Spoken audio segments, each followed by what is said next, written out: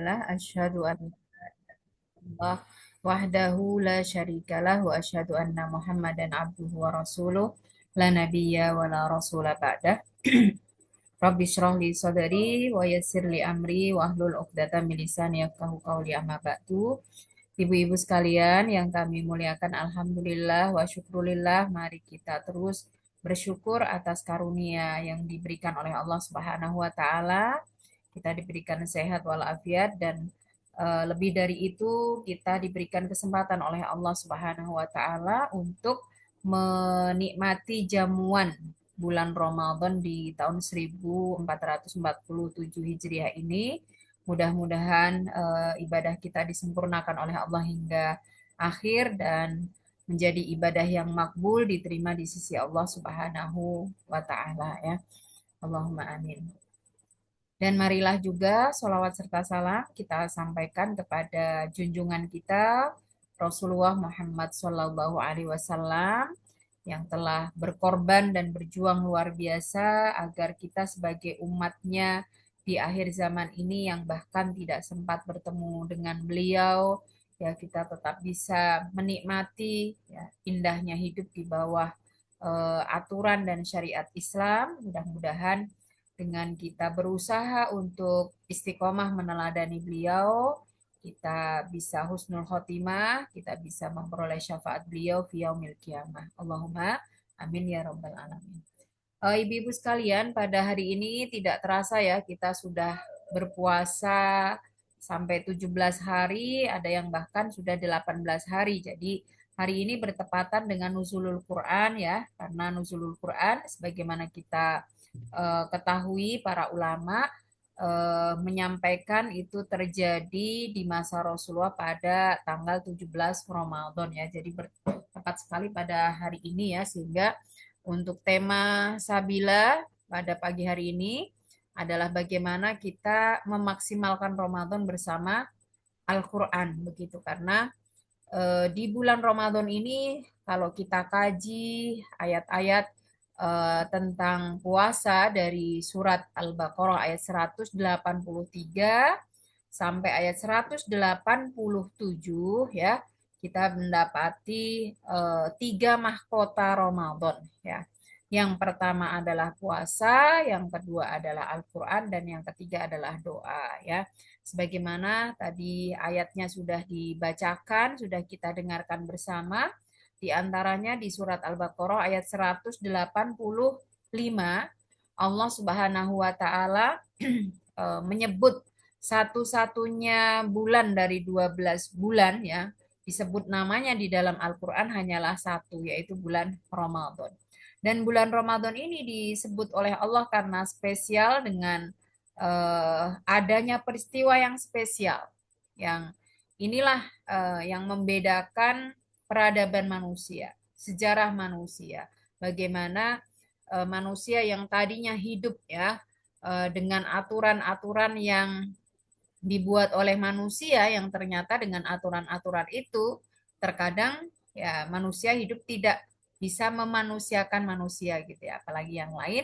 Maka Allah menurunkan sebuah panduan yang sangat berharga kepada kita semua berupa Al-Quran, sebagaimana disebutkan di ayat ini ya, syahrul Ramadan alladzi unzila fihil Quran. Nah, turunnya Al-Quran memang ada dua tahap ya ibu-ibu ya. Yang pertama adalah turun dari Sidratul Muntaha, dari Lauhul Mahfud, dari sisi Allah Subhanahu wa taala ke langit dunia, dan itu terjadi di bulan Ramadan, sudah lengkap ya, 30 juz 114 ayat dengan urutan-urutannya. Kemudian baru tahapan kedua diturunkan dari langit dunia kepada Rasulullah Shallallahu Alaihi Wasallam melalui utusan yang paling dipercaya, yaitu malaikat Jibril, selama 23 tahun, sesuai dengan peristiwa-peristiwa, kejadian-kejadian dan permasalahan yang melatar belakangi dari ayat-ayat atau surat yang termuat di dalam Al-Quran ya. Jadi bulan Ramadan ya, selain daripada identik dengan Syahrul Siyam ya, bulan puasa ya, Syahrul Qiyam, dengan bulan terawihnya, kemudian juga identik dengan syahrul Quran ya. Bahkan para ulama menyebutnya demikian ya. Bulan Ramadan adalah bulan Al-Quran. Dan tentang penyebutan ini juga karena beliau Rasulullah Shallallahu Alaihi Wasallam sendiri gitu ya. Kalau di luar bulan Ramadan itu Jibril datang hanya di siang hari untuk mengajarkan Al-Quran. Tapi khusus di bulan Ramadan itu Masya Allah ya, Jibril datang siang hari sekaligus malam hari. Ya, fayudarisul Quran. Sebutkan dalam hadis riwayat Bukhari Muslim di sini ya. Wa kana Jibrilu alaihi salam yalqahu fi kulli lailatin min Ramadan. Ya, jadi malaikat Jibril sepanjang bulan Ramadan itu di setiap malam mendatangi Rasulullah Shallallahu Alaihi Wasallam. Untuk apa? Fayudarisuhul Quran. Untuk mengajarkan Al-Quran. Jadi tadarus itu belajar, ya, belajar dan mengajarkan. Nah, selevel Rasulullah saja yang disebut oleh Allah sanukriuka falatansa itu ya illa masya Allah akan kami bacakan kepadamu wahai Muhammad Al-Quran yang kalau kami bacakan kepadamu kamu tidak akan pernah lupa kecuali atas kehendak Allah. Setiap bulan Ramadan di malam hari belajar Al-Quran. Nah, bagaimana dengan kita yang levelnya sangat jauh tentu dari Rasulullah begitu ya. Nah, tentu dengan momen nuzulul Quran ini juga dengan momen adanya bulan Ramadan ini kita tidak lebih tepat kecuali berteladan kepada beliau Rasulullah Shallallahu Alaihi Wasallam, apalagi kita adalah hamba-hamba yang belum mendapatkan jaminan keselamatan dari Allah Subhanahu wa Ta'ala. Rasulullah yang sudah dijamin semua dosanya diampuni dan pasti dimasukkan surga saja masih terus belajar Al-Quran, gitu ya. Bagaimana dengan kita? Nah, kenapa beliau Rasulullah ini menjadi teladan yang sangat baik dengan interaksi beliau terhadap Al-Quran, ya, memberikan contoh terbaik untuk kita semua karena memang Al-Quran ini memiliki manfaat dan fungsi luar biasa dalam kehidupan seorang Muslim. Ya, ayat-ayat dan hadis-hadis tentang ini sangat banyak, ibu-ibu sekalian ya, akan tetapi tidak kami sampaikan semuanya, hanya mengambil dua saja ini ya. Yang pertama adalah surat Yunus ayat 57. Allah Subhanahu wa taala berfirman, "Ya ayyuhan nas." Ya, kenapa tidak ya ayyuhalladzina amanu gitu ya. Ketika sebuah ayat dimulai dengan ya ayyuhan nas, berarti khitab dalam ayat ini berlaku untuk manusia secara umumnya, baik dia itu muslim ataupun non-muslim. Ya. Allah ingin menyampaikan kepada seluruh manusia ya, bahwa Allah telah memberikan nikmat yang luar biasa berupa apa? Qad ja'atkum mau'idotum mir rabbikum, pelajaran. Yang pelajaran ini tidak hanya datang dari sang guru kita, ustadz kita, orang tua kita, tapi langsung pelajaran-pelajaran dari sang pencipta kita, pemilik kita, penggenggam jiwa kita, dan yang mengatur seluruh kehidupan kita, bahkan memelihara dan mencukupi semua kebutuhan kita. Tentu akan berbeda ya. Kita dapat pelajaran dari guru kita, dari dosen kita, dari orang tua kita saja itu sangat berharga. Tapi ini pelajaran langsung didatangkan dari sang pencipta kita. Apa tidak sangat luar biasa begitu ya? Nah, bukan hanya itu. Al-Quran juga memiliki fungsi dan manfaat sebagaimana disampaikan oleh Allah di dalam ayat ini adalah wasyifaun lima fis sudur. Kata syifa di sini nakiroh kalau dalam bahasa Arab. Ya, yang bermakna dalam bahasa Indonesianya adalah indefinitif. Ya, artinya apa? Syifa nih kalau Bu Dokter tahu ya, syifa itu beda dengan dawa ya. Kalau dawa itu obat. Nah, tidak semua obat itu menyembuhkan. Tapi ketika disebut syifa, penyembuh, ya itu sudah pasti menyembuhkan. Nah, dan disebutnya dalam bentuk indefinitif berarti banyak ya cara agar kita tersembuhkan dengan Al-Quran dan banyak penyakit yang bisa disembuhkan dengan Al-Quran atas izin Allah Subhanahu wa Ta'ala. Apalagi Dari penelitian terbaru, kita semua tahu bahwa ternyata semua penyakit yang bersarang pada jasad kita itu tidak terlepas dari pengaruh apa yang ada di dada kita atau hati dan jiwa kita. Masya Allah ya. Dan ini penyembuhnya adalah Al-Quran. Ya. Baik dia itu muslim atau non-muslim bisa memanfaatkan Al-Quran sebagai penyembuh. Ya. Wahuda. Ya. Di dalam surat Al-Baqarah ayat 185 kan juga disebutkan wahudal linnas, ya, petunjuk bagi manusia. Nah, mungkin perlu dicatat ibu-ibu bahwa petunjuk itu ada dua macam. Ya, yang pertama disebut dengan hidayatul ilmi. Ya, petunjuk berupa ilmu, pemahaman, pengetahuan, penjelasan, keterangan. Gitu ya. Yang kedua, kalau kita lihat atau kita baca dari awal surat Al-Baqarah, hudal lil muttaqin. Ya, ini lebih spesifik lagi, yaitu hidayatul amal. Ya, hidayatut taufik. Bagaimana orang yang telah mengilmui Al-Quran tersebut bisa menerapkan nilai-nilai, pesan-pesan, dan pelajarannya dalam kehidupan sehari-hari. Nah, untuk yang kedua ini tidak diberikan oleh Allah kepada semua orang. Hanya mereka yang beriman dan bertakwa saja yang bisa mengimplementasikan ilmu Al-Quran dalam kehidupan sehari-hari. Sehingga tidak sedikit kita mengetahui ya kisah-kisah para saintis ya, para ilmuwan yang melakukan berbagai riset berbasis Al-Qur'an ya, ada sebagian mereka yang mendapatkan petunjuk hingga login menjadi seorang muslim ya, ada juga yang tidak gitu ya. Karena mereka melakukannya secara profesional hanya membatasi diri dari bidang ilmunya saja gitu ya. Warahmatun lil mu'minin.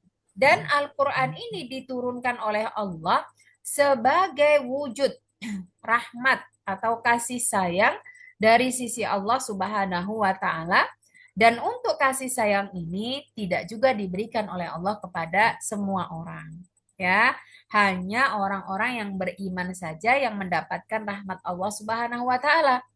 Karena jalan satu-satunya untuk nanti kita bisa selamat dari siksa dan masuk ke surga itu adalah kalau kita memperoleh rahmat Allah. Ya. Wa kana bil mu'minina rahimah. Dan yang dirahmati oleh Allah hanyalah orang-orang yang beriman. Bahkan sebanyak dan semaksimal apapun ya, amal yang kita lakukan ketika di dunia itu tidak akan bisa menyelamatkan kita kecuali Allah merahmati kita. Sebagaimana disebutkan oleh Rasulullah Shallallahu Alaihi Wasallam ya dalam hadis beliau, lan yanjua ahadukum bi amalihi. Kalian tidak akan bisa selamat ya hanya karena amal kalian.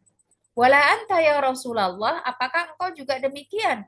Kata beliau, wala ana, aku juga tidak bisa selamat dengan amalku saja. Illa an yataghammadani Allahu birahmatin minhu wa fadlin. Ya, kecuali aku mendapatkan rahmat dan karunia dari sisi Allah Subhanahu wa taala. Dan salah satu wujud rahmat untuk kita hidup di dunia adalah Al-Qur'an, dan salah satu sarana untuk memperoleh rahmat Allah di yaumil kiamah nanti adalah melalui Al-Qur'an. Gitu ya. Kemudian di salah satu hadis beliau Rasulullah Shallallahu Alaihi Wasallam bersabda, Inna hadhil quluba tasda kama yasdaul hadid idza asabahul ma. Jadi hati kita itu juga bisa berkarat seperti besi. Ya, meskipun sepremium apapun besi kalau terus-menerus kena air itu pasti juga berkarat. Nah, mendengar pernyataan ini para sahabat bertanya, ya Rasulullah, wa majilauha. Apa yang dapat kami lakukan untuk membersihkan karat tersebut supaya besi itu tidak menjadi kropos ya. Kalau hati bisa menjadi kanker ya, menjadi parah, kritis gitu ya. Beliau menjawab kathratu dzikril maut wa tilawatul Quran. Ya, jadi yang bisa menghilangkan karat di dalam hati kita adalah banyak mengingat kematian dan juga membaca Al-Quran. Nah, ini manfaat yang luar biasa. Sehingga ketika kita mengkaji surat Ar-Rahman, yang kita semua tahu nggih Ibu-ibu, di dalam surat Ar-Rahman itu berisikan tentang berbagai nikmat dan karunia yang Allah berikan kepada kita, orang-orang yang beriman, ya, dan juga seluruh manusia. Ada nikmat duniawinya, ada nikmat ukhrawinya. Ya, di akhir-akhir itu kan nikmat ukhrawi ya, bagaimana Allah memberikan surga dengan berbagai fasilitas dan kenikmatannya gitu ya. Kemudian di awal-awalnya adalah nikmat duniawinya. Dan ternyata yang luar biasa dari surat Ar-Rahman ini, yang pertama-tama disebut sebagai nikmat teragung kan ada tiga ya. Allamal Quran, khalaqal insan, alamahul bayan. Ketika Allah mengajarkan Al-Quran kepada kita, ketika Allah menciptakan kita sebagai manusia, kemudian ketika Allah mengajari kita untuk bisa mengungkapkan dan menjelaskan apa yang ada di dalam hati kita dengan lisan kita. Nah, yang unik di sini bahkan nikmat diajarkannya Al-Quran oleh Allah kepada kita itu disebut terlebih dahulu sebelum khalaqal insan. Ya, kita diciptakan, artinya manusia itu diciptakan tidak ada artinya dan bahkan mungkin bisa menjadi sia-sia ketika Allah tidak menciptakan panduan hidup mereka. Ya. Sehingga Al-Quran ini bukan hanya sekedar untuk dibaca, tapi diilmui, difahami dan dikaji. Ya. Dan seseorang itu bisa memahami Al-Quran, ya, bisa mengambil hikmah-hikmah dari Al-Quran, ya, bisa mengilmui Al-Quran itu hanya karena dan atas izin Allah Subhanahu wa Ta'ala. Allamal Quran, dialah Allah ya yang mengajarkan kepada kita Al-Quran ya. Sehingga kita harus bersyukur ketika kita mungkin sesibuk apapun kita masih disempatkan oleh Allah untuk mengkaji ayat demi ayat ya, agar kita bisa mengambil pelajaran dan pesan dari Sang Pencipta kita dari Al-Quran. Nah, bagaimana kita bisa memaksimalkan bulan Ramadan ini bersama Al-Quran? Ya, apalagi ini sudah lewat dari separuh ya. Ada banyak cara untuk kita mengambil keberkahan Al-Quran di bulan Ramadan dan ini juga tetap bisa kita lestarikan setelah Ramadan berakhir ya ibu-ibu ya, karena kalau kita itu hanya beribadah di bulan Ramadan ya, Ramadan itu hanya ada sebulan dalam setahun, itu sangat rugi. Maka banyak para ulama berpesan kunu rabbaniyin wala takunu ramadhaniyin.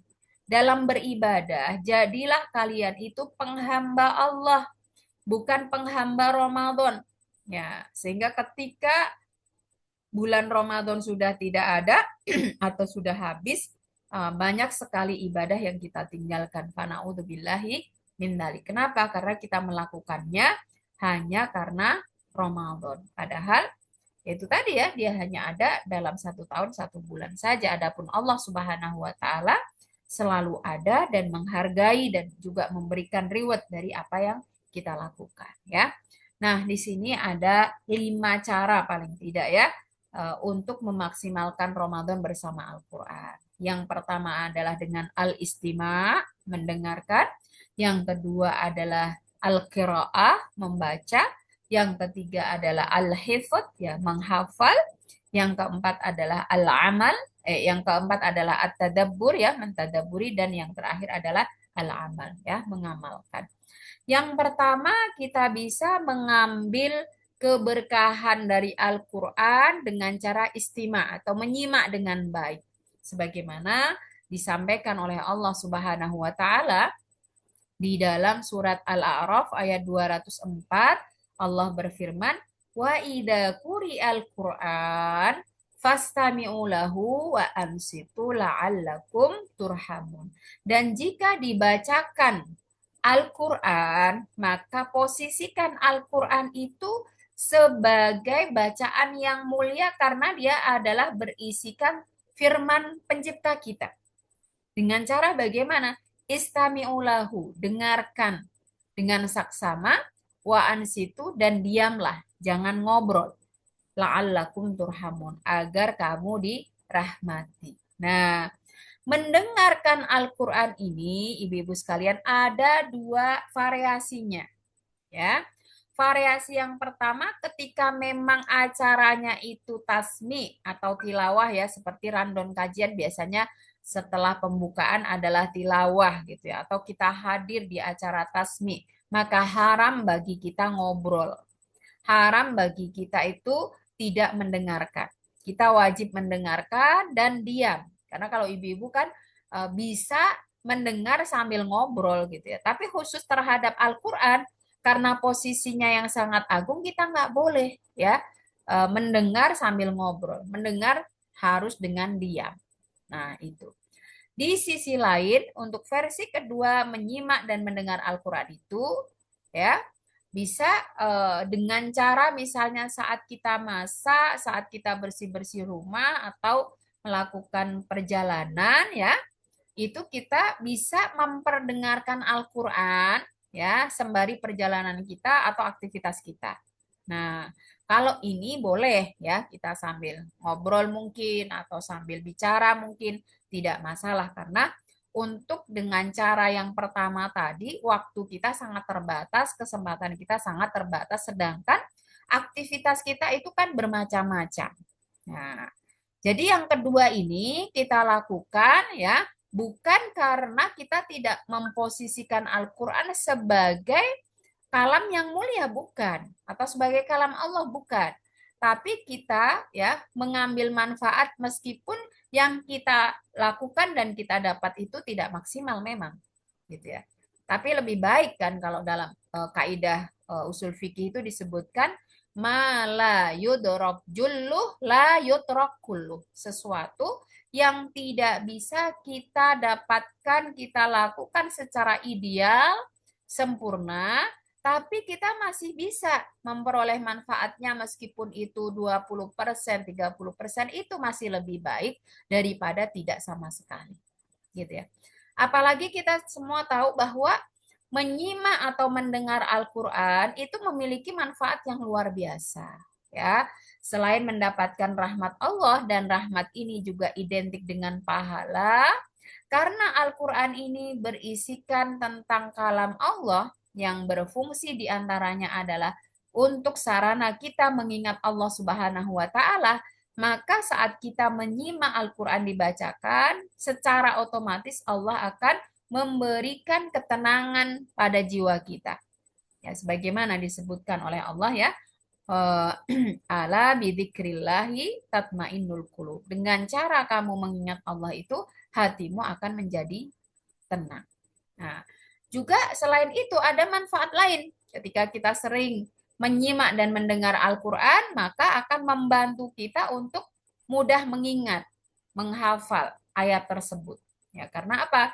Karena Allah memberikan dari setiap indera kita itu adalah potensi untuk menyimpan file-file ya yang ada di sekitar hidup kita, gitu yang kita dengar, yang kita lihat, yang kita baca, yang kita tulis, ya itu bisa tersimpan dalam memori kita. Apalagi kalau intens ya kita mendengarnya.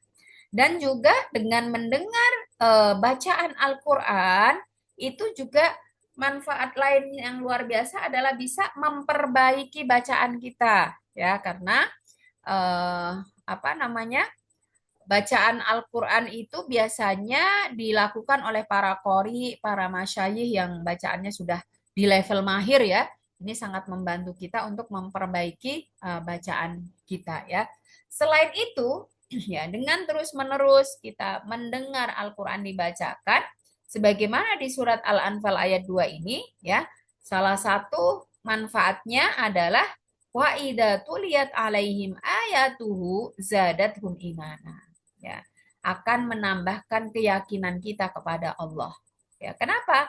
Afala yatadabbarunal Qur'an walau kana min 'indi ghairillahi lawajadu fihi ikhtilafan katsira.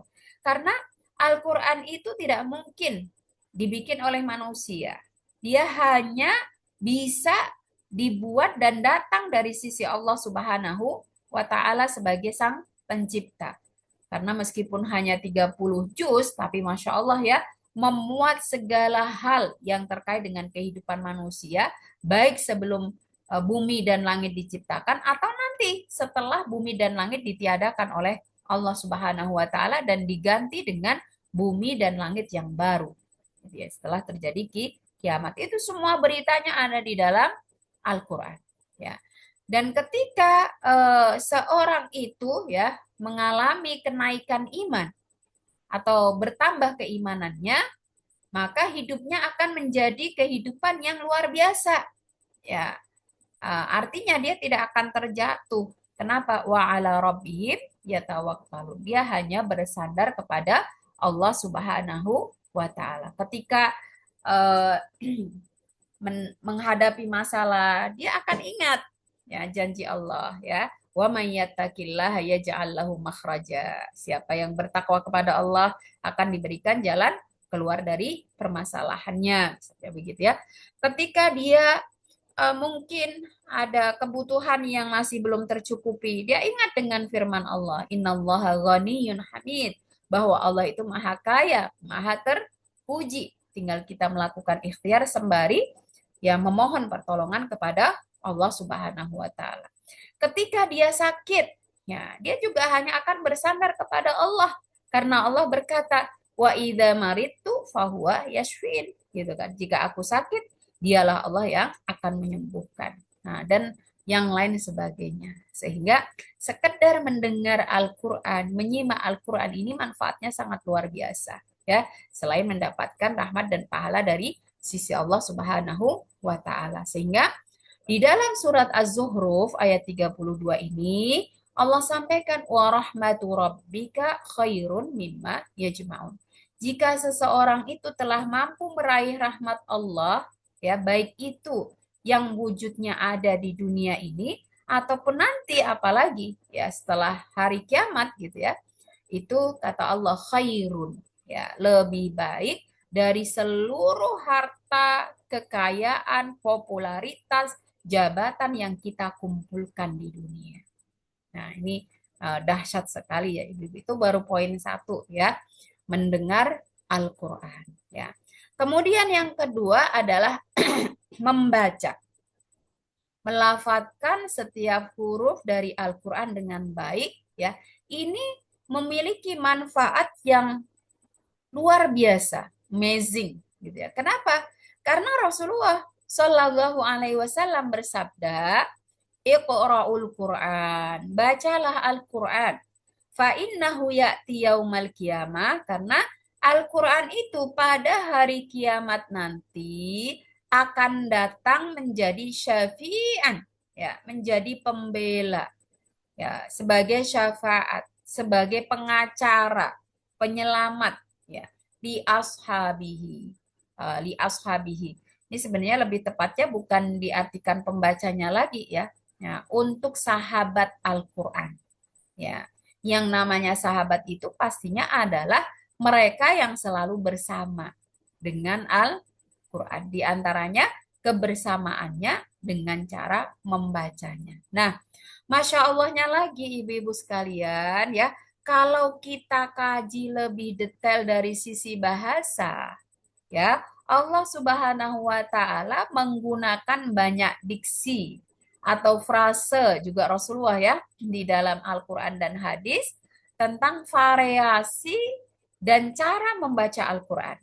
Sehingga Al-Qur'an ini bisa mendatangkan manfaat bagi siapa saja. Ya, di antara kita baik itu yang masih belajar dari nol sampai yang sudah mahir. Nah, gitu ya. Jadi Al-Qur'an ini menjadi rahmat yang luar biasa, menjadi jamuan luar biasa yang mendatangkan pahala dan kebaikan bagi siapa saja.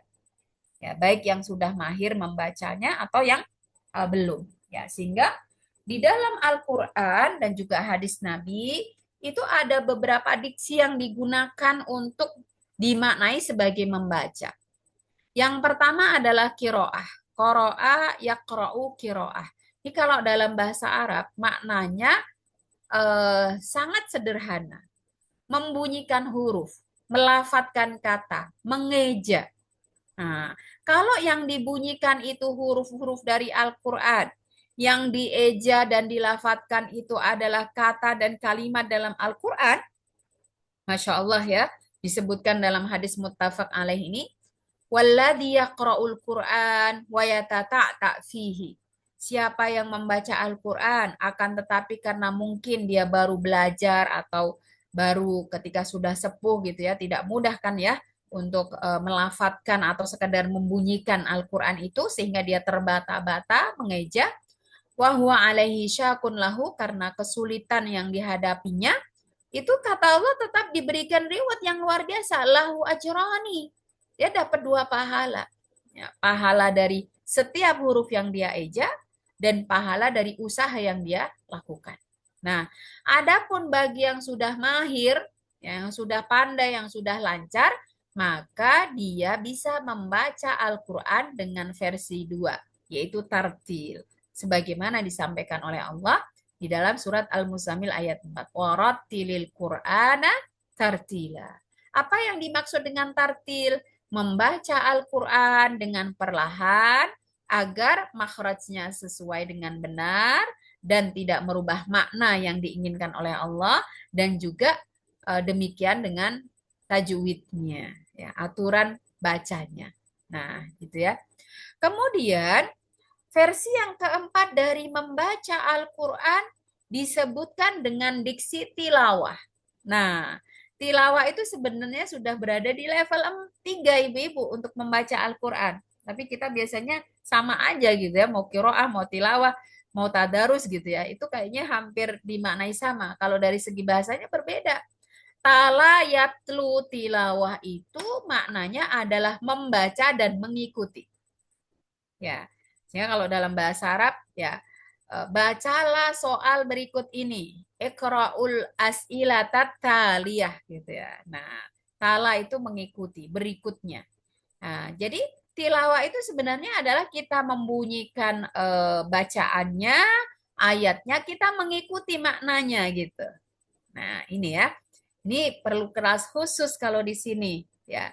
Jadi makanya banyak para ulama, para asatid ya membuat metode agar kita bisa tilawah. Di antaranya misalnya metode sekejap, metode tamyiz atau belajar bahasa Arab Al-Qur'an gitu kan. Nah, itu kenapa? Karena memang sebenarnya kata per kata yang ada di dalam Al-Qur'an itu ada yang sudah sangat familiar, bahkan kita ucapkan sehari-hari, ada yang mungkin perlu dipelajari lebih dalam, ada yang mungkin perlu benar-benar kita hafal karena memang ini bukan bahasa ibu kita gitu ya. Nah, seperti itu. Sehingga ketika kita membaca itu paling tidak kita bisa menyerap ya makna yang kita baca itu. Itu namanya tilawah. Nah, orang-orang yang melakukan aktivitas seperti ini, kata Allah ya, adalah mereka yang yarjuna tijaratan lam tabur. Istilah berbisnisnya itu berbisnis kepada Allah yang tidak mungkin bangkrut, tidak mungkin rugi. Ya, kalau orang itu tilawah. Jadi membaca dan mengikuti makna. Ya. Kenapa? Liwafiyahum ujurahum. Orang yang seperti ini ya, pahalanya akan disempurnakan oleh Allah. Wa yazidahu min fadli. Akan diberikan bonusnya juga. Innahu ghafurun syakur. Karena Allah adalah zat yang maha pengampun lagi maha mensyukuri.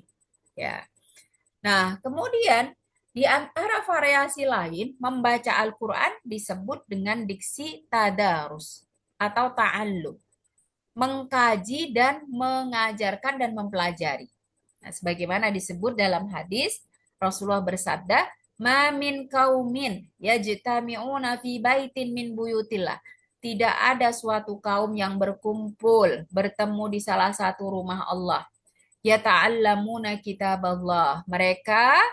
Eh, mereka itu membaca, mengajarkan ya kitab Allah. wa yatadarasuna bainahum, dan saling mengajarkan satu dengan yang lain, illa nazalat alaihimus sakinah, kecuali Allah akan berikan sakinah. Sakinah itu ketenangan jiwa ketika seseorang terlepas dari berbagai masalah dalam hidupnya. Ya, cobaan dalam hidupnya, ujian dalam hidupnya. Beda dengan tumak ninah. Kalau tumak ninah itu adalah ketenangan hati hasil daripada ibadah. Tapi kalau sakinah itu ketenangan hati atau jiwa karena seseorang telah bisa menyelesaikan permasalahan dan melewati cobaan. Nah, itu diberikan oleh Allah ketika kita belajar Al-Quran. Wa ghasyiyatuhumur rahmah. Nah, dia juga akan dicurah-curahkan oleh Allah ya, rahmatnya. Wa haffat bihimul malaikah. Dan mereka akan dikerumuni oleh para malaikat yang mendoakan dan mengamini doa-doa mereka. Wa dzakkarahumullahu fi man indah. Yang lebih keren lagi, ketika kita tadarus ya, belajar dan mengajarkan Al-Quran, memperbaiki bacaan, belajar memaknainya, belajar mengambil hikmah dan pelajaran bersama-sama, itu termasuk di antara aktivitas yang dibangga-banggakan oleh Allah Subhanahu wa taala, bahkan di hadapan para makhluk yang termulianya yaitu malah malaikat. Ya, ini luar biasa sekali. Jadi ketika kita ada agenda tadarus ya, karena mungkin pesertanya itu berbeda level dalam membacanya, non sewu ada mungkin yang masih mengeja, ada yang belum lancar, ada yang sudah tartil, ada yang sudah mungkin paham bahasa Arab, itu bisa dibuat kelas yang berbeda. Ya, ini karena kemarin ada kasus ya di salah satu majelis kami, itu yang tadinya itu tadarus membaca Al-Quran bergantian, yang satu membaca, yang lain menyimak. Akhirnya diputuskan membaca sendiri-sendiri, tadarus tapi membaca sendiri-sendiri. Ketika kami klarifikasi kenapa? Ya, karena ketika yang membaca itu masih ngeja, belum lancar, itu yang lain nggak sabar gitu ya. Pengen dapat target yang lebih gitu ya. Nah, terus juga kalau yang meja itu sering salah-salah, itu lama diingetinnya. Ya. Kemudian kalau sering diingetin jadi mutung dan tersinggung. Nah, ini bagaimana? Ya, dibedakan kelas gitu ya. Ada kelompok mengeja, ada kelompok tartil, ada kelompok tilawah, dan juga ada kelompok yang lainnya dengan guru yang diamanahi tentunya. Ini sangat bagus sekali. Ya, kenapa? Ya mungkin misalnya di kelas mengeja atau baru kelas awal gitu ya, dapatnya sedikit. Tapi ketika kita mengajarkan dia untuk bisa mengeja huruf Al-Quran dengan baik sampai dia lancar membacanya, itu pahalanya akan terus mengalir meskipun kita sudah tiada. Apalagi kalau nanti mereka jadi pengajar, ya, jadi guru, ya lebih keren lagi gitu ya.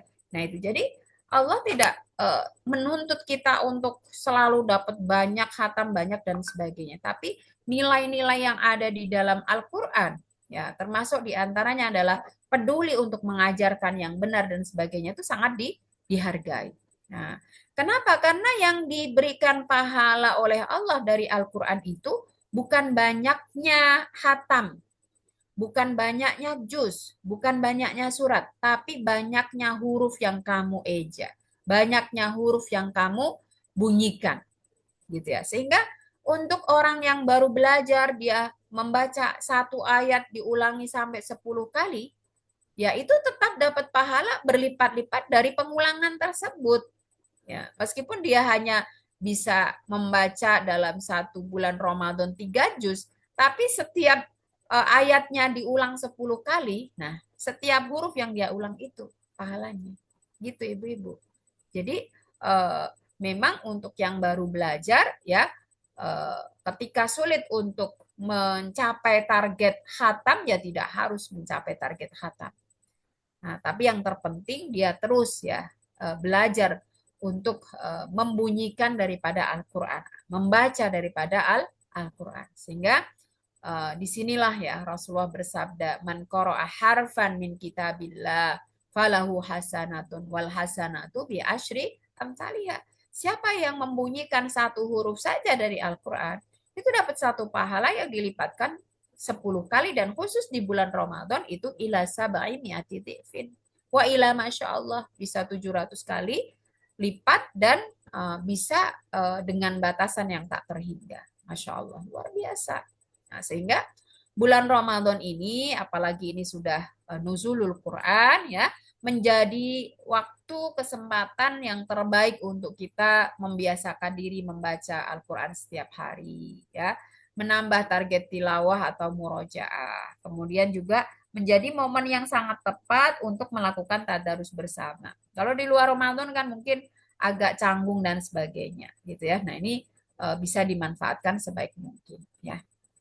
Kemudian yang ketiga adalah hifdzuhu, menghafal.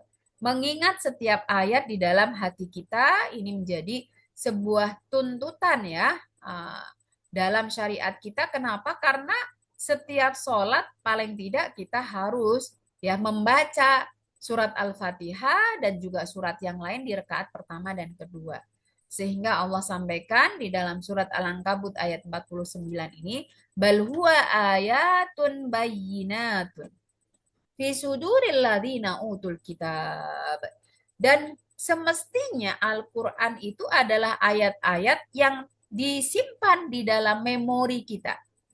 Apalagi orang-orang yang berilmu harus menyimpan ya ayat-ayat Al-Qur'an itu dalam memori dia. Wa ma yajhadu bi ayatina illa dhalimun. Dan tidaklah ada yang mengingkari ayat-ayat Allah kecuali orang-orang yang zalim gitu ya. Dan menghafal Al-Qur'an ini sebisa mungkin ada di dalam list ibadah dan capaian kita di bulan Ramadan, Ibu. Kenapa demikian? Karena manfaat menghafal Al-Qur'an itu sangat luar biasa. Di antaranya digambarkan oleh Rasulullah dalam hadis riwayat Tirmidzi, Ad-Darimi, dan Al-Baihaqi ini.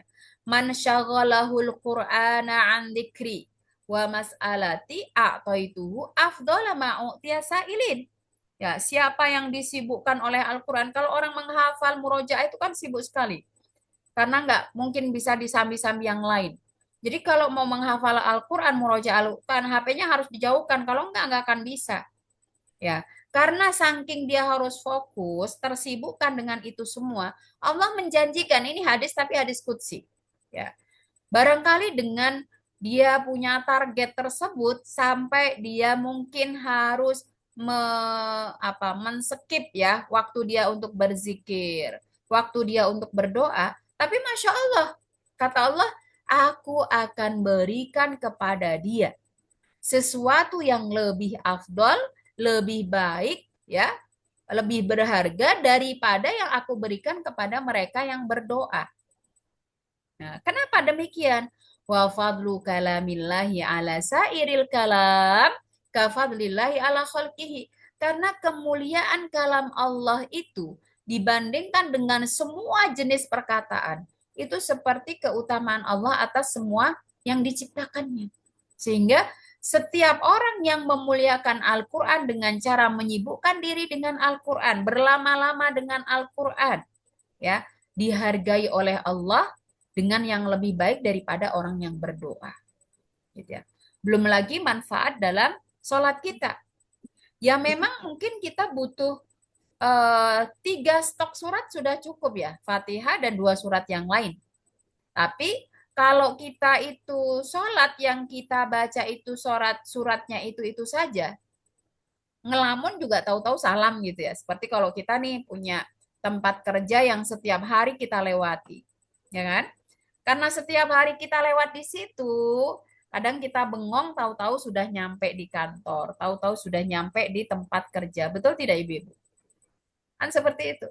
Tapi ketika kita menempuh perjalanan yang itu jalan yang baru, ya, itu akan berbeda. Kita akan lihat kanan dan kiri, kita akan perhatikan, ya. Nah, begitu juga dalam sholat kita. Kalau yang kita baca itu surat yang tidak itu saja, apalagi surat yang baru kita hafal, itu kita akan melaksanakan sholat dengan pelan, perlahan, ya, menikmati, menghayati, memikirkan, ya, sehingga ada ruh di sana. Ya, berbeda dengan yang tadi setiap hari itu saja ruhnya hilang, blank gitu ya.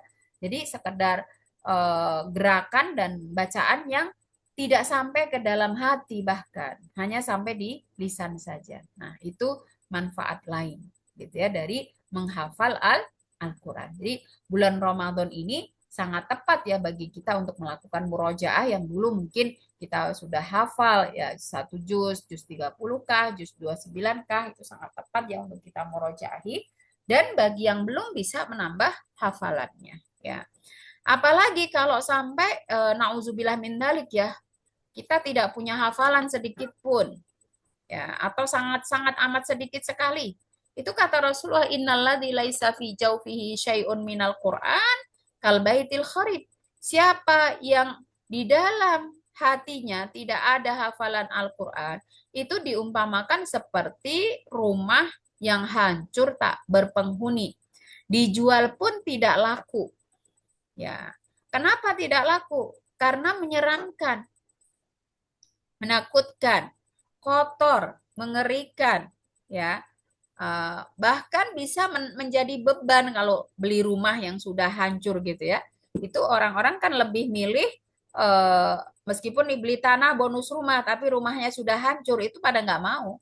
Ya, mendingan beli tanah aja, nggak repot gitu ya. Karena kalau rumah udah hancur, ya harus dibersihkan dulu, ya harus di apa namanya renov dulu, yang mungkin ya malah justru harus dipugar dulu dan yang lainnya. Itu merepotkan. Ya, nah itu yang digambarkan oleh Rasulullah Shallallahu Alaihi Wasallam. Ya. Kemudian cara yang keempat adalah mentadaburi Al-Quran. Ya. Mentadaburi Al-Quran ini menjadi eh, level yang luar biasa dari kebersamaan kita untuk menjadi sahabat Al-Quran. Karena aktivitas tadabbur adalah aktivitas yang memadukan semua potensi yang Allah berikan kepada kita. Akal kita untuk berpikir dan hati kita untuk merenung, memikirkan juga, gitu ya, menghayati dari yang kita fahami dengan akal kita tersebut. Ya. Ini sangat luar biasa sekali keberkahannya sampai-sampai Allah Subhanahu wa taala sampaikan ini di surat Shad ayat 29 ya. Allah Subhanahu wa taala berfirman, "Kitabun." Al-Qur'an ini adalah sebuah kitab anzalnahu yang kami turunkan kepada wahai Muhammad dan juga sebagai panduan hidup untuk umatmu mubarakun. Ya, mubarak. Mubarak di sini indefinitif juga ya. Banyak sekali keberkahan. Nah, berkah itu apa? Kalau kata Imam An-Nawawi adalah ziyadatul khairid daim, bertambahnya kebaikan yang terus-menerus dan abadi, langgeng. Masya Allah, luar biasa. Ya, tapi keberkahan ini akan kita dapatkan jika yang menjadi konsekuensi dan perintahnya kita lakukan. Apa itu? Lihat dabbaru ayatihi. Supaya kita mentadaburi ayat-ayatnya. Kenapa harus tadabbur? Karena untuk memperoleh pelajaran kita tidak bisa kecuali melewati fase ini. Sehingga dilanjutkan oleh Allah di ayat ini. Waliyatadzakkaru. Agar dapat mengambil pelajaran. Jadi kita nggak mungkin bisa mengambil pelajaran dari Al-Quran kecuali kita memahami kan, mengkaji kan, gitu ya. Dan orang-orang yang seperti ini disebut oleh Allah ulul albab. Ya, ulul albab itu orang yang berpikirnya bukan hanya dengan akal tapi dengan hati. Kalau kita lihat kita baca, kita renungkan apalagi ya di surat Az-Zumar ayat 9 itu ya. Bahkan sampai-sampai Allah mengatakan innama yatadzakkaru ulul albab. Sesungguhnya yang bisa mengambil pelajaran dari Al-Qur'an hanyalah ulul albab. Nah, ulul albab ini ditafsiri oleh para mufassir yaitu orang-orang yang mengerahkan potensi akalnya untuk mengilmui Al-Quran dan mengerahkan potensi hati, jiwa, ruhiyahnya untuk mengambil pelajaran dari ilmu Al-Quran tersebut. Ya. Jadi ulul albab itu orang yang berinteraksi dengan Al-Qur'an, yang dengan interaksi tadabur tadi dia memperoleh ilmu dari akalnya dan memperoleh iman dalam hatinya. Nah, itu ya, luar biasa sekali. Sehingga di dalam ayat lain Allah Subhanahu wa taala memberikan sindiran kepada kita. Ya, yang kita semua tahu dari tadi ya surat Ar-Rahman, itu alamal Quran, mengilmui Al-Quran itu nikmat teragung. Dan caranya adalah tadabbur gitu. Ya, ada ilmu membaca, ada ilmu memahami. Nah, ilmu memahami itu adalah tadabbur. Tapi kenapa tidak semua orang melakukan aktivitas ini? Sampai-sampai Allah berfirman, "Afala yatadabbaruna al-Qur'an?" Kenapa mereka tidak mentadabburi Al-Qur'an? Am ala qulubin aqfaluha, ataukah hati mereka ada gembok yang menguncinya? Artinya, meskipun tadi kita sudah jelaskan ya, menyimak, mendengar, kemudian membaca, menghafal, itu manfaatnya sudah sangat amazing, luar biasa.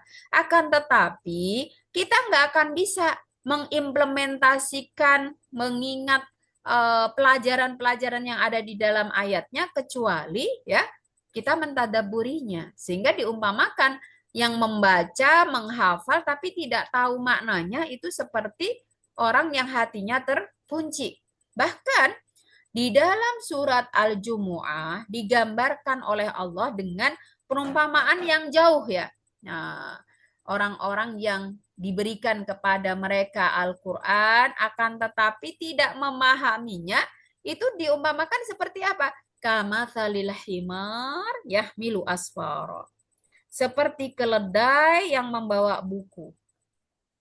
Mohon maaf ya, ini perumpamaan yang sangat jauh, istilahnya untuk taubih ya, untuk menghinakan.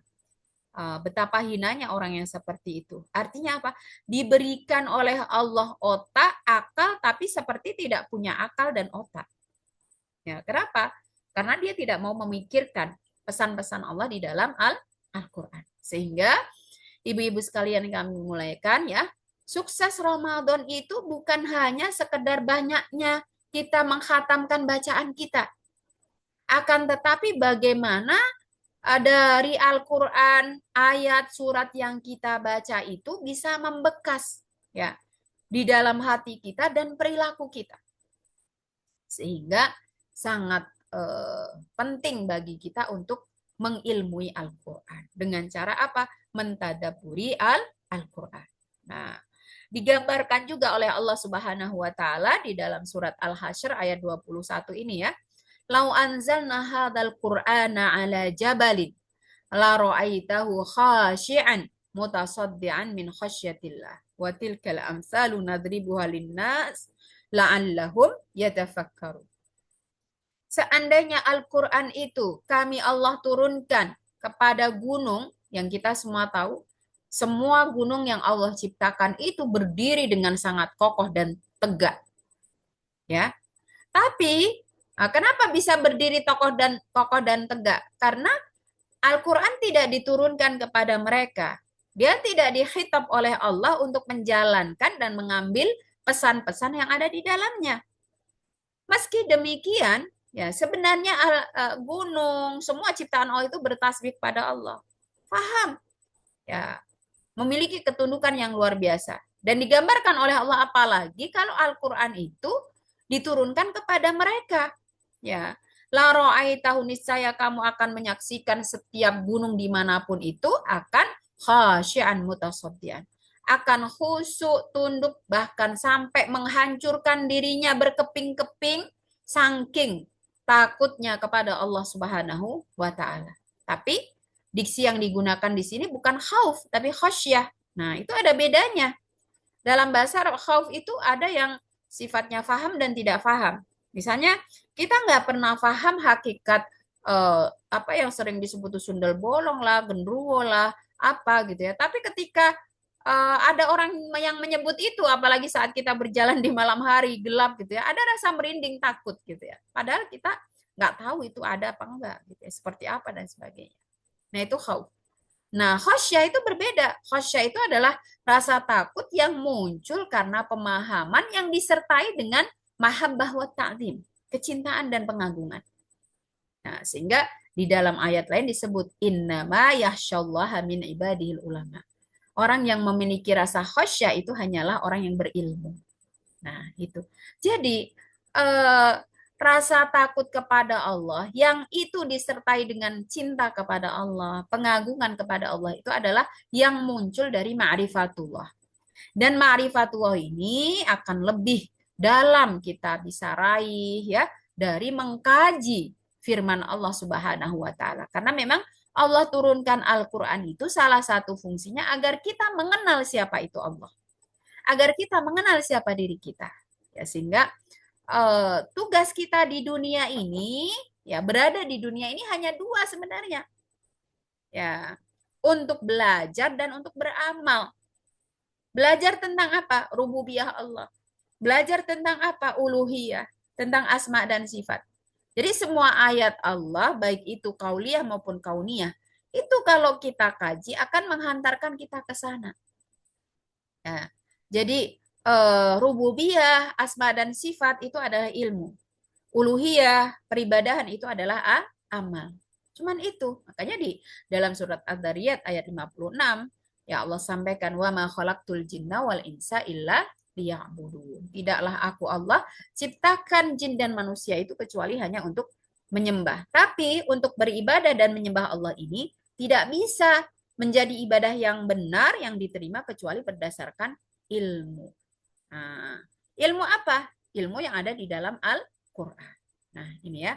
Maka Allah sebutkan di akhir surat Al-Hasyr ini watilkal amsal. Ini hanya sebagai perumpamaan. Nadribuha yang kami berikan linnas kepada manusia la'allahum yatafakkarun agar mereka menggunakan akal mereka untuk berpikir, memikirkan setiap ayat yang mereka baca dari Al-Qur'an dan setiap ayat yang mereka saksikan di alam semesta. Gitu ya.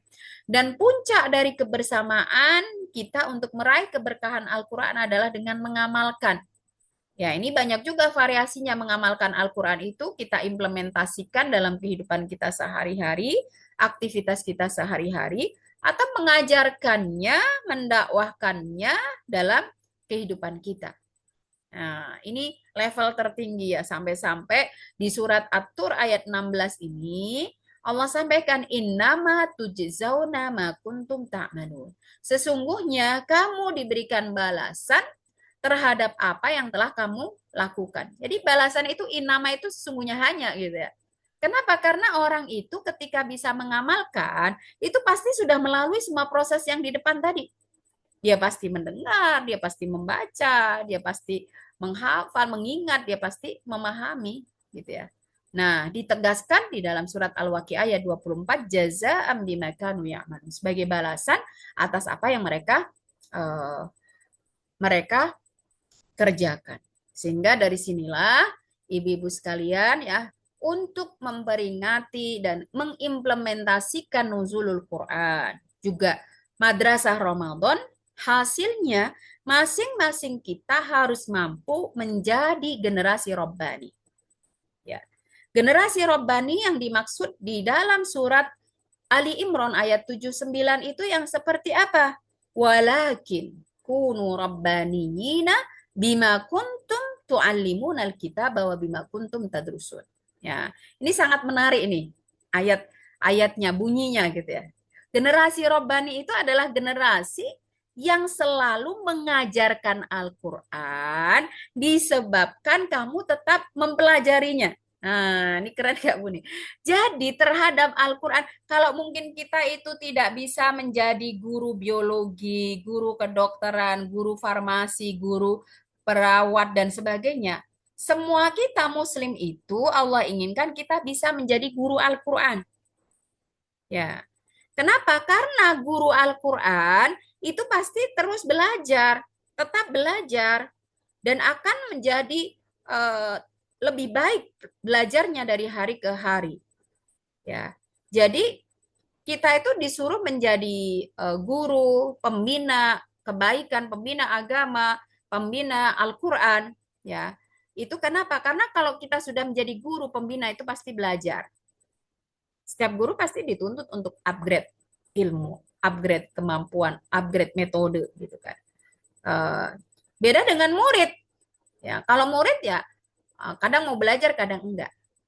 Nah, jadi yang Allah inginkan itu kamu jangan jadi murid terhadap Al-Qur'an, tapi jadi guru, gitu ya. Nah, jadi mudah-mudahan ini ada 35 yang bergabung di Zoom meeting ini ya.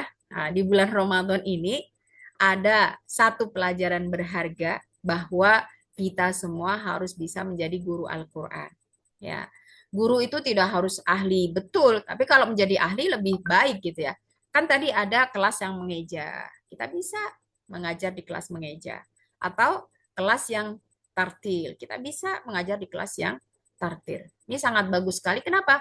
Karena seperti apakah nasib kita di akhirat nanti itu sangat tergantung pada interaksi kita dengan Al-Qur'an. Ya. Nah, ini sehingga ketika Rasulullah itu digambarkan oleh Aisyah radhiyallahu anha bagaimana kesehari-harian beliau gitu ya.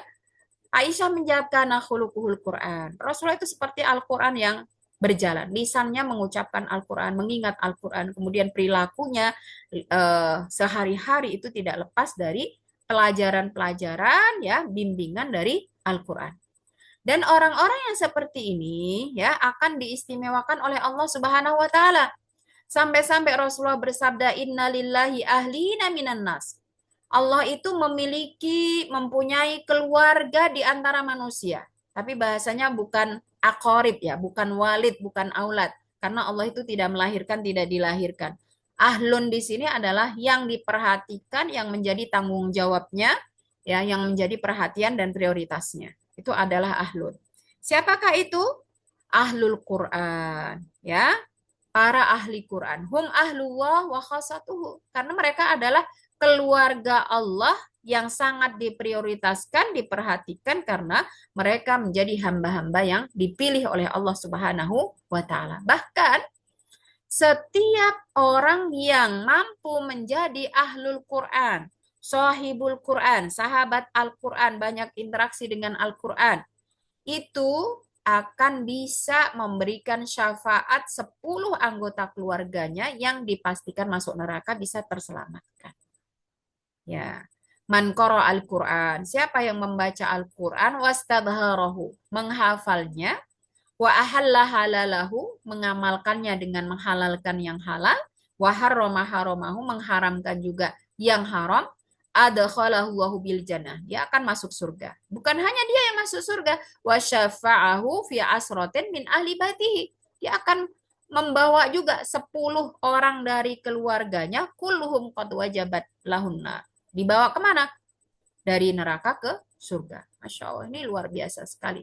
Dan ibu-ibu sekalian, ini bulan Ramadan ini bulan yang sangat tepat ya bagi kita untuk menaikkan keimanan kita, terutama ya dengan cara berinteraksi secara maksimal, secara optimal bersama Al-Quran. Kenapa? Karena kalau di bulan Ramadan saja kita tidak bisa khatam tilawah, kita tidak menggunakan untuk murojaah, untuk tadabbur, apalagi di luar Ramadan. Itu akan lebih sulit lagi. Karena kondisi dan situasinya didesain berbeda oleh Allah Subhanahu wa taala. Kalau di bulan Ramadan mau kita naik kereta, naik bis, bawa Quran dan sebagainya, orang tidak akan heran kan? Gak akan yang menghina kita, soalim dan sebagainya.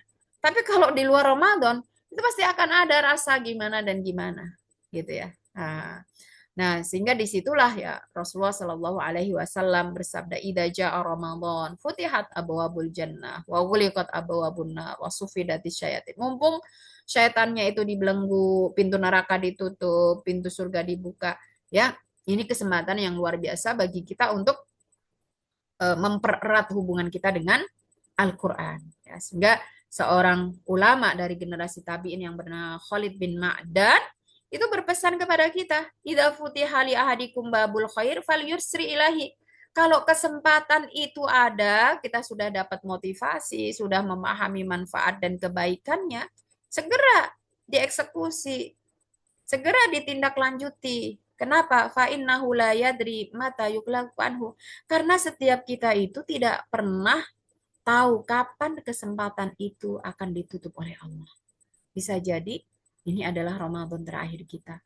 Atau mungkin kalau tidak Ramadan terakhir, bisa jadi ini adalah Ramadan termudah bagi kita. Karena kita tidak tahu apakah tahun depan ketika Ramadan itu hadir, suasananya masih seperti sekarang atau tidak. Ya, kita semua pasti menyimak ya perkembangan informasi di dunia seperti apa. Wallahu a'lam ya. Eh, Kalau dikait-kaitkan dengan informasi tentang akhir zaman juga, BMKG sudah mengeluarkan informasi tentang bahwa mulai April nanti akan terjadi kemarau yang lebih sangat dan panjang. Ya, apakah ini kemarau yang dimaksud oleh Rasulullah atau bukan? Ya, karena sekarang sedang ada perang ya antara dua musuh Islam. Ya, itu juga ada di dalam hadis Rasulullah sehingga kita tidak tahu ya apakah besok masih ketemu dengan Ramadan lagi dan apakah kalau kita dipertemukan dengan Ramadan lagi suasananya masih akan sama, keimanan kita, keamanan negeri kita, kemudian juga suasana yang kesehatan kita dan yang lain sebagainya.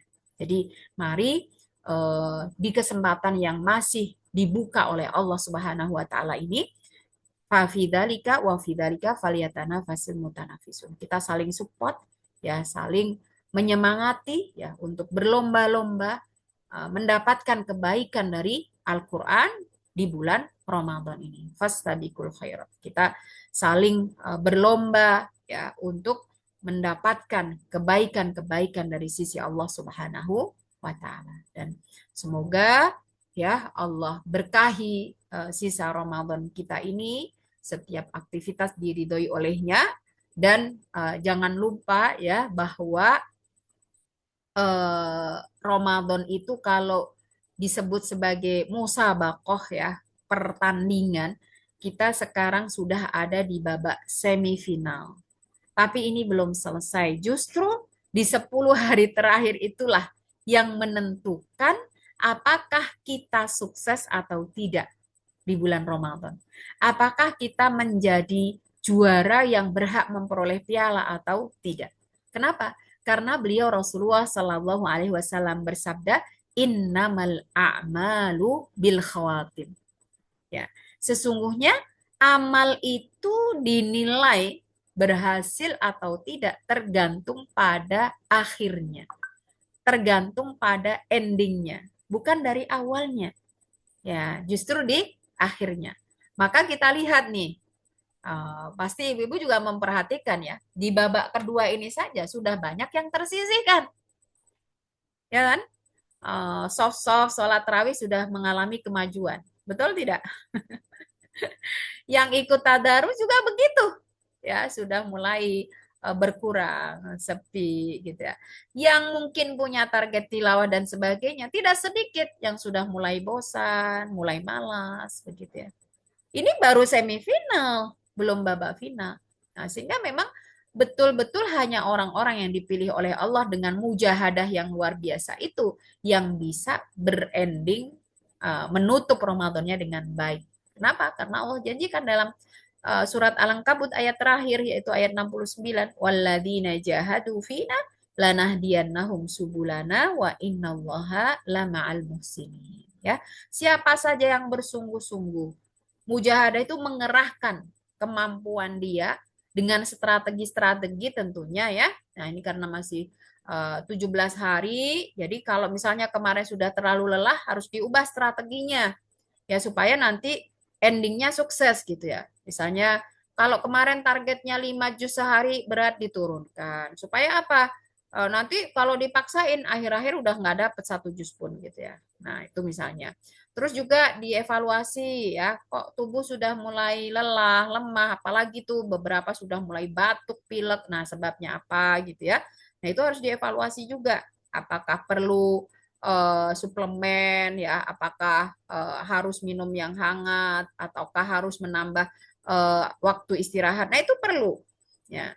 Ya, itu jadi jangan sampai kita di awal menggebu-gebu tapi berakhir eh, gagal gitu ya. Berakhirnya malah turun drastis gitu. Padahal tadi setiap amal itu tergantung pada akhirnya. Makanya di salah satu doa yang termaktub dalam khotmil Quran itu sangat bagus ya.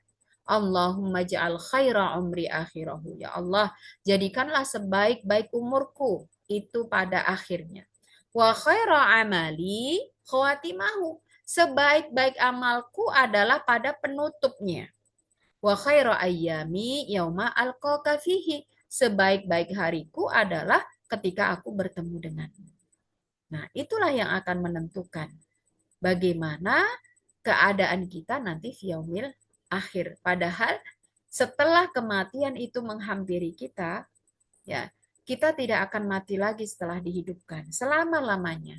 Kalau selama-lamanya itu kita dalam kebahagiaan, alhamdulillah wa syukrulillah. Tapi nauzubillah kalau selama-lamanya dalam kesengsaraan, kita nggak bisa bayangkan, ya, nggak bisa bayangkan, nggak akan sanggup kita. Jangankan eh, selama-lamanya dalam kesengsaraan, sehari saja itu sudah rasanya 1000 tahun. Gimana bisa lebih lama lagi gitu kan? Nah, maka kita harus cerdas dalam beramal sebagaimana yang disebutkan oleh Rasulullah ya. Al-kayyisu man dana nafsahu wa amila lima ba'dan maut. Orang yang cerdas itu adalah orang yang mampu menundukkan nafsunya, kemalasannya, ya, kemelekatannya terhadap dunia. Karena apa yang dikejar adalah orientasi setelah kematian. Ya, setiap aktivitasnya ditujukan pada hidup setelah mati. Itu adalah orang yang cerdas yang sesungguhnya. Tapi sebaliknya al-ajiz man ittaba'a hawahu wa yatamanna ilallahil amani. Orang yang paling lemah, orang yang bodoh adalah orang yang mengikuti hawa nafsunya dan dia berangan-angan ya untuk bisa juga masuk surga ya. Kalau istilahnya orang itu donyo ngemut swargo katut gitu ya. Itu susah gitu ya. Kalau pengen swargo katut yo aja ngemut donyo gitu ya. Nah, seperti itu. Tapi kan kebanyakan manusia ya pengennya ya ya bagus dunia hasanah, akhiratnya hasanah itu betul sekali. Tapi untuk dapat dua-duanya ini butuh mujahadah yang luar biasa ya. Dan mari Ibu kita bersungguh-sungguh ya untuk ini semua. Semoga Allah berkahi kita semua, rahmati kita semua bersama Al-Quran ya sepanjang hidup kita terutama di penghujung bulan Ramadan ini ya. Demikian yang bisa saya sampaikan, semoga bermanfaat. Wallahu a'lam bishawab. Ya, jika masih ada sesi tanya jawab, waktu saya kembalikan kepada Bu Fitra, monggo Ibu. Nggih, jazakillah khair Ustazah, Masya Allah sekali ilmu yang diberikan oleh Ustazah. Semoga kita termasuk generasi Robbani, nggih. Dan masih ada sisa waktu Ramadan ini, mari kita maksimalkan uh, untuk memaksimalkan waktu kita dengan Al-Quran seperti itu. Eh, Bila ada pertanyaan dari ibu-ibu, monggo saged chat atau bisa langsung raise hand atau bisa langsung unmute nggih. Kalau belum ada sambil menunggu nggih, eh, dari saya nggih Ustazah. Ini Oke, Ustazah Bu. nggih, terkait dengan eh, mengkaji dan mentadaburi Al-Quran. Mungkin dari Ustazah wonten napa saran eh, tafsir Quran apa nggih Ustazah yang mungkin eh, mudah untuk dalam bulan Ramadan ini kita baca. Oke. Sebenarnya kalau sudah di usia kita itu tidak harus tafsir, Bu, sebenarnya ya. Terjemah yang kita baca berulang-ulang itu juga tadabbur sebenarnya sampai kita paham makna dari misalnya Allahus Somad, makna dari iya karena na'budu wa iyyaka nasta'in sambil kita memikirkan ini. Kalau iya karena budu ya, berarti hanya kepadamu kami menyembah. Nah, menyembah itu kan taat gitu ya. Berarti ketika kita diperintahkan oleh makhluk Allah untuk taat ya kepadanya, tapi itu berseberangan dengan perintah Allah, syariat Allah, berarti kita tidak boleh taat. Misalnya begitu ya. Jadi lebih cenderung berpikir dengan hati kita. Itu tadabbur. Ya, kecuali nanti untuk ayat-ayat yang kaitannya dengan hukum ya, itu harus dikonsultasikan kepada ahli. Nah, tapi kalau misalnya kalau boleh kami sarankan minimal juz 30 ibu-ibu ditadaburi atau ayat-ayat dan surat yang biasa dibaca di dalam Al-Qur'an. Sehingga tadi ketika kita dalam sholat itu bukan hanya lisan kita yang memperoleh pahala tapi juga akal dan hati kita karena kita mengikuti bacaannya. Ya. Jadi ketika imam membaca Alhamdulillahirabbil alamin, kita paham maknanya apa. Ar-Rahmanir-Rahim kita paham, ya. Ihdinas siratal mustaqim kita paham dan itu sangat indah.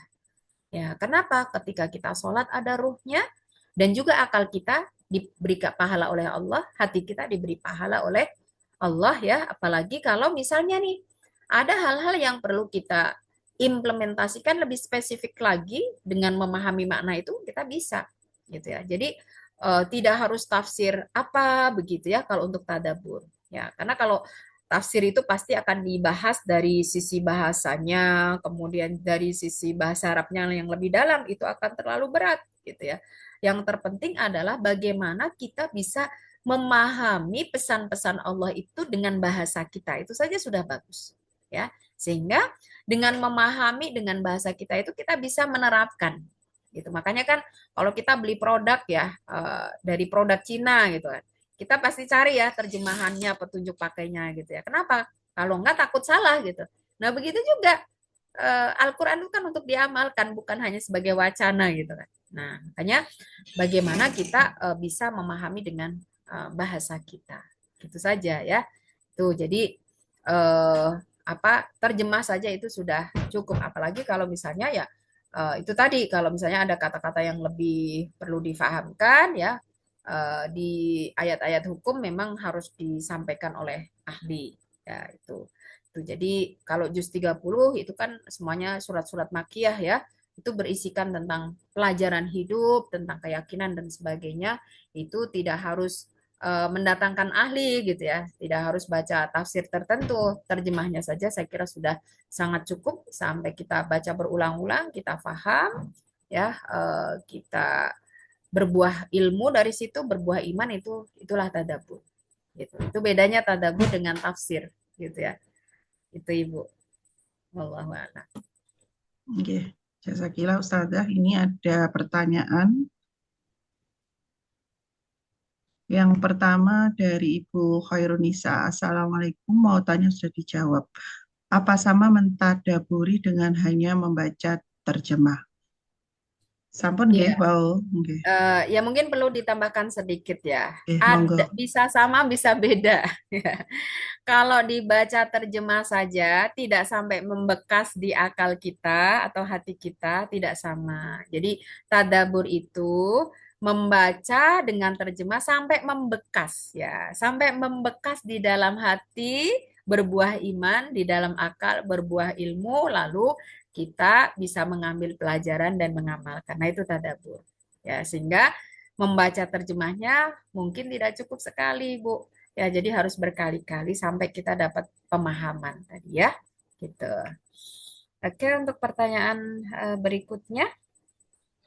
Dari Dr. Nuraida menika Ustazah, apakah sebetulnya kita harus bisa bahasa Arab untuk lebih memahami Al-Quran?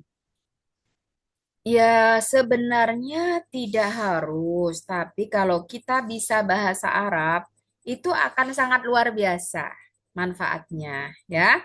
Dan sekarang itu ada memahami bahasa Arab. Bahasa Arab itu kan kebanyakan yang diajarkan itu bukan yang implementatif terhadap ilmu-ilmu syar'i ya. Ada yang untuk percakapan sehari-hari, ada bahasa Arab bisnis, ada bahasa Arab yang lain-lain gitu ya. Nah, kalau untuk terhadap Al-Qur'an ini sebenarnya cukup bahasa Al-Qur'an bahasa Arab untuk memahami Al-Qur'an ya. Nah, itu ya itu tadi ya belajar kan ada Al-Quran yang ada terjemahnya kata per kata. Nah, itu sebenarnya cukup dari situ gitu ya. Atau yang tadi saya sampaikan ya, ada metode tamyiz, ada metode sekejap. Kalau di tempat-tempat ibu ada ya, di tempat ibu ada bisa diikuti itu. Itu eh, itu adalah metode yang dibikin oleh para asatidz untuk mudah memahami isi Al-Quran. Minimal paham maknanya gitu ya. Sehingga kita bisa lakukan tilawah ya, membaca dengan mengikuti maknanya gitu. Karena mereka yang menciptakan metode ini memiliki rumus-rumus tertentu. Ya, dan karena yang mengajarkan kepada kita Al-Quran itu hanya Allah ya tadi ya di surat Ar-Rahman itu ya. Tentu Allah tidak akan mengabaikan orang yang bersungguh-sungguh dan telaten. Sebab untuk bisa memahami Al-Quran itu nggak bisa ibu-ibu kalau tidak sungguh-sungguh dan telaten gitu ya. Misalnya kita bisa tilawah ya, membaca mengikuti itu karena belajarnya sudah puluhan tahun.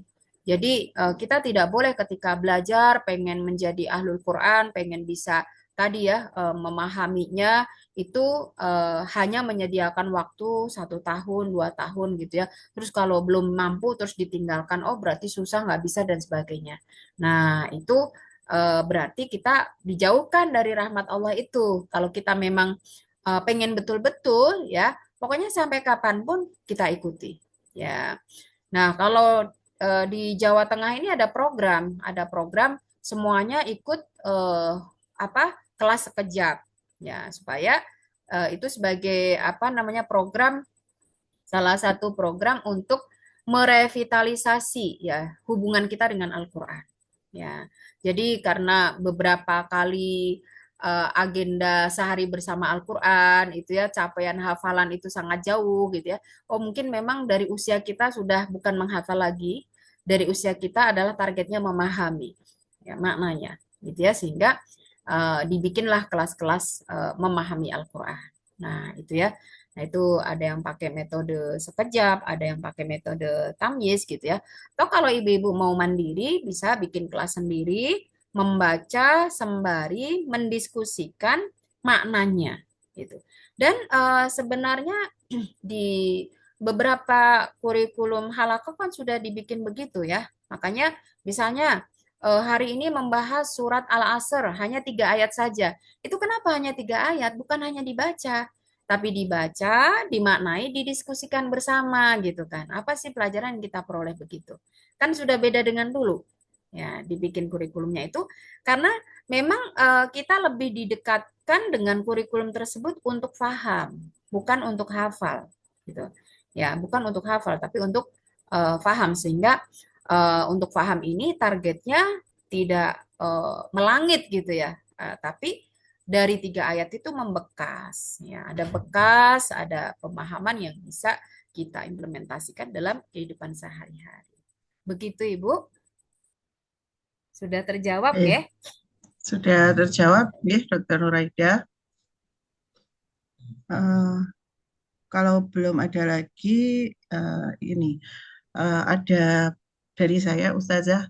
Ini kan kita sisa beberapa hari Ramadan, nggih. Iya. Bagaimana jika bulanan kita datang, Ustazah?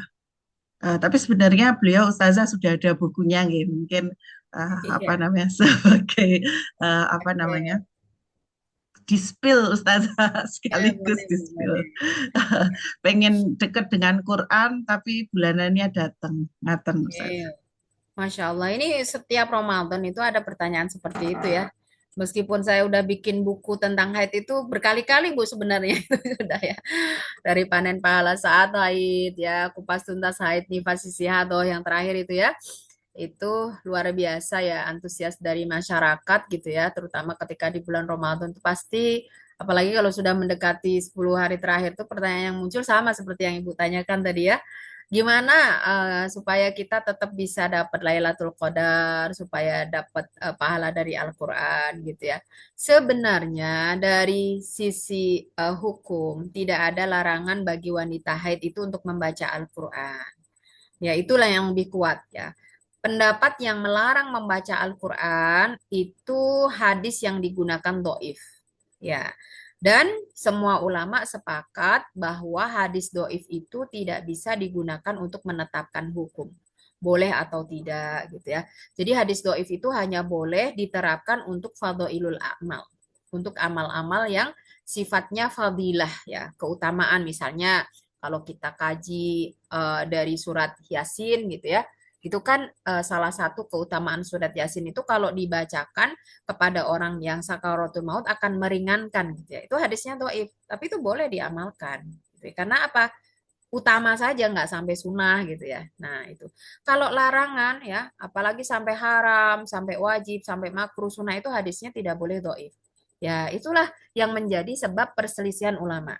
Yang dia melarang itu karena ada hadisnya.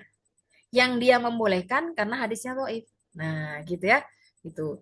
Tapi kalau misalnya mau saya kasih alternatif tengah-tengahnya, gitu. Apa alternatif tengah-tengahnya? Tadi kan ada banyak variasi kita untuk bisa meraih keberkahan dari Al-Quran. Ada di antaranya yang diperselisihkan kebolehannya, ada yang tidak. Nah, nah kalau di sini kami anjurkan bagi ibu-ibu yang ragu untuk tetap tilawah saat haid, maka tadaburlah. Ya, jadi juz 30 tuh dibaca berulang-ulang sampai paham dan membekas di dalam hati kita, di dalam ingatan kita. Nah, itu bahkan levelnya di atas tilawah gitu kan. Nah, itu jadi panen pahala meskipun kita haid. Dan yang perlu kami sampaikan juga ibu-ibu, saat kita haid, kita tidak puasa, kita tidak sholat, yang kita itu tidak melakukan itu karena taat sama Allah, kan kita memang dilarang puasa, kita dilarang sholat. Itu kita dapat pahala yang sama dengan mereka yang puasa dan sholat, gitu.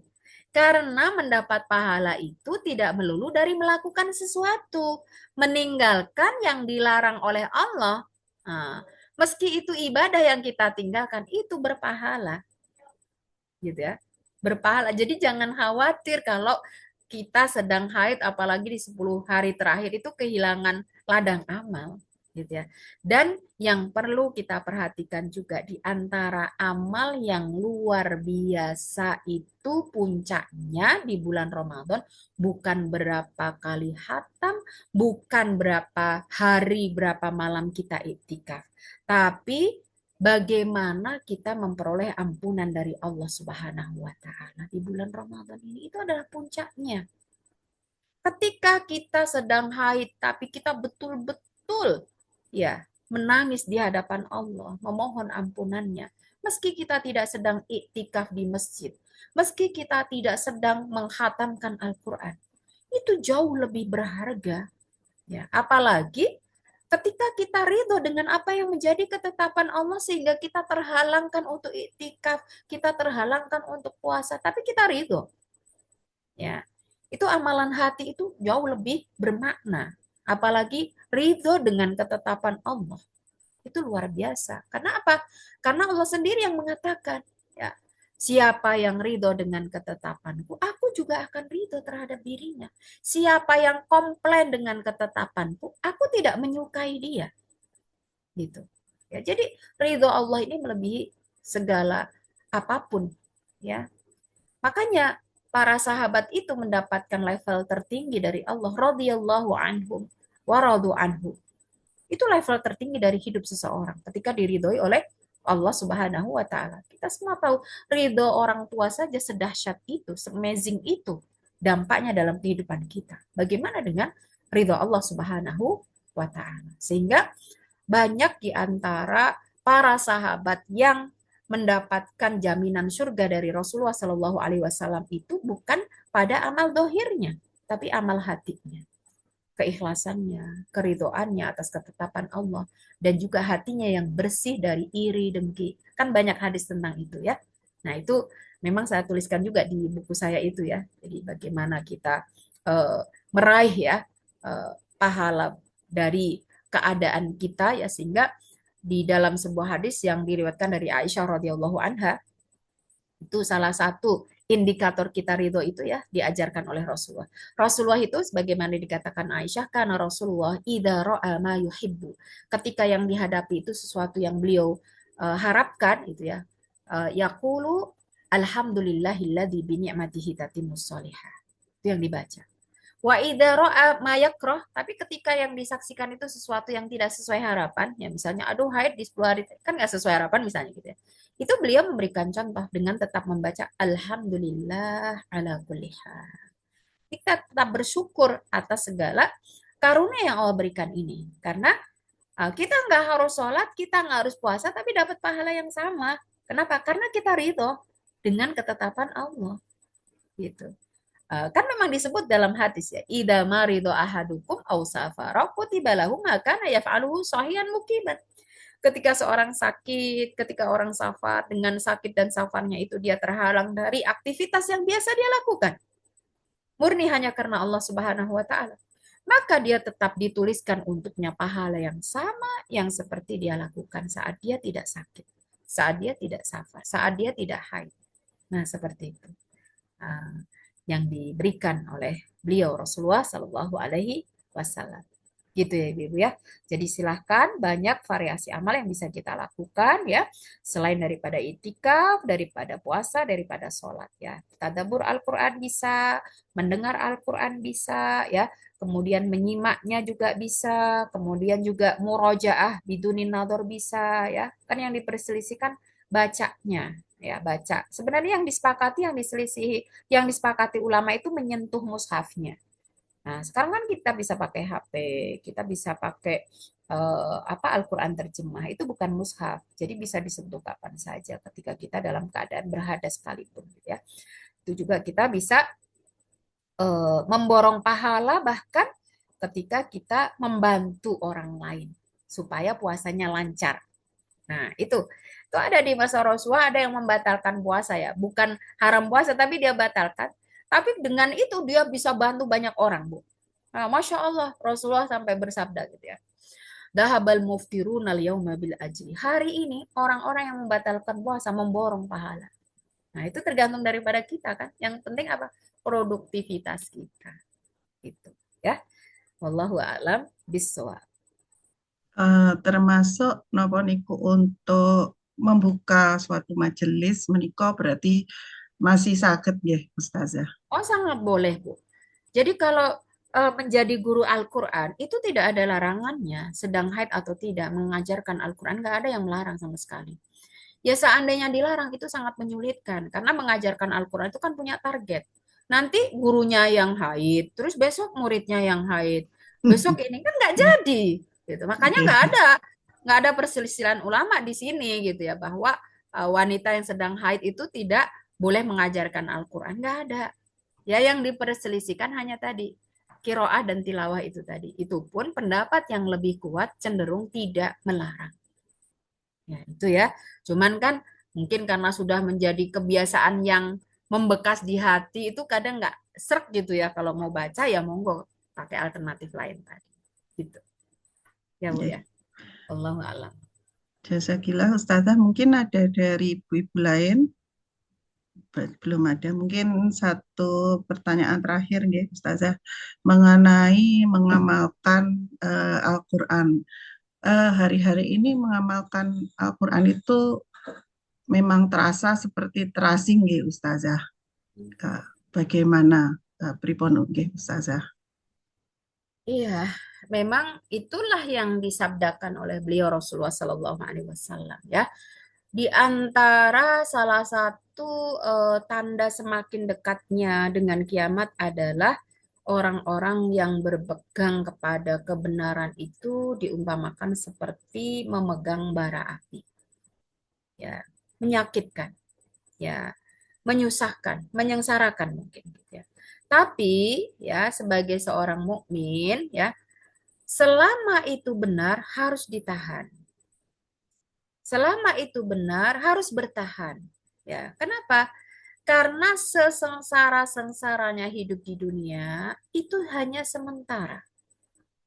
Dan itu tidak lebih menyengsarakan daripada kehidupan akhirat nanti. Makanya tadi seorang muslim mukmin yang cerdas itu bukan yang dia punya orientasi bahagia di dunia. Karena dunia ini kebahagiaannya semu, nggak ada yang hakiki. Ya, bahagia yang sesungguhnya adalah akhirat. Sehingga para ulama menyampaikan dunia ini diciptakan untuk kalian. Tapi kalian diciptakan untuk akhirat, bukan untuk dunia. Sehingga hidup yang sesungguhnya adalah di dunia. Ya, akhirat itu adalah hasil nilai dampak dari bagaimana kamu memanfaatkan hidupmu yang sesungguhnya di dunia. Nah, ketika saya menyampaikan ini, banyak para jamaah itu yang bengong. Karena rata-rata para ustadz menyampaikan kehidupan yang sesungguhnya adalah di akhirat. Ya, itu benar juga. Wa innal akhirata lahiyal hayawan. Maksudnya di akhirat nanti nggak ada lagi kematian, betul. Tapi bagaimana kehidupan kita di akhirat itu ditentukan dari hidup kita di dunia. Sehingga hidup yang sesungguhnya bermakna itu ya di dunia gitu. Di akhirat itu kan tinggal hasilnya aja, ya kan? Nah, itu. Jadi mau dimaknai hidup yang sesungguhnya di akhirat ya betul karena sudah tidak ada lagi kematian. Mau dikatakan hidup yang sesungguhnya di dunia, ya tidak salah. Karena memang di dunia inilah yang menentukan bagaimana kehidupan kita nanti di akhirat. Gitu. Selama-lamanya dalam kebaikan atau selama-lamanya dalam kesengsaraan. Gitu ya.